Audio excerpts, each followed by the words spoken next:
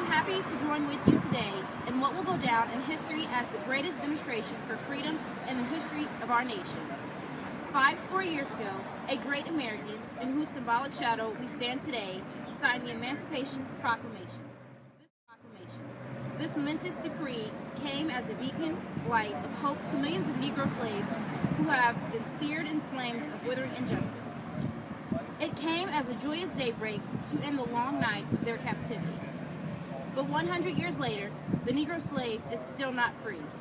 100 years later, the life of the Negro is still sadly crippled by the manacles of segregation and the chains of discrimination.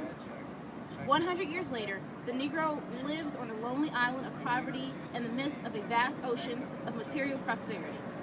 100 years later, the Negro is still languished in corners of American society and finds himself in exile in his own land. We have also come to this hallowed spot to remind America of the fierce urgency of now. This is no time to engage in the luxury of cooling off or to take the tranquilizing drug of gradualism. Now is the time to make real the promises of democracy. Now is the time to rise from the dark and desolate valley of segregation to the sunlit path of racial justice. It's the time to lift our nation from the quicksands of racial injustice to the solid rock of brotherhood. Now is the time to make justice a reality for all of God's children. This sweltering summer of the Negro's legitimate discontent will not pass until there is an invigorating autumn of freedom and equality. 1963 is not an end, but a beginning.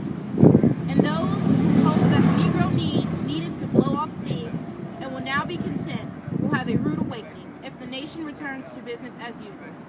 And there will be neither rest nor tranquility in America until the Negro is granted his citizenship rights.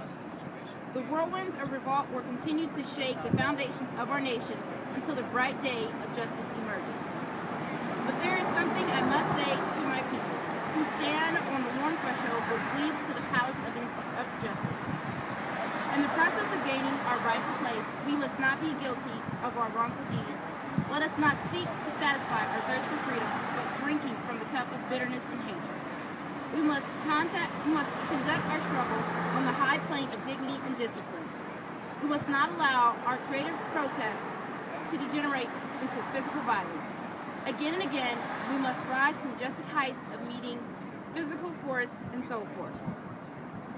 I have a dream that one day this nation will rise up and live out the true meaning of its creed. We hold these truths to be self-evident that all men are created equal.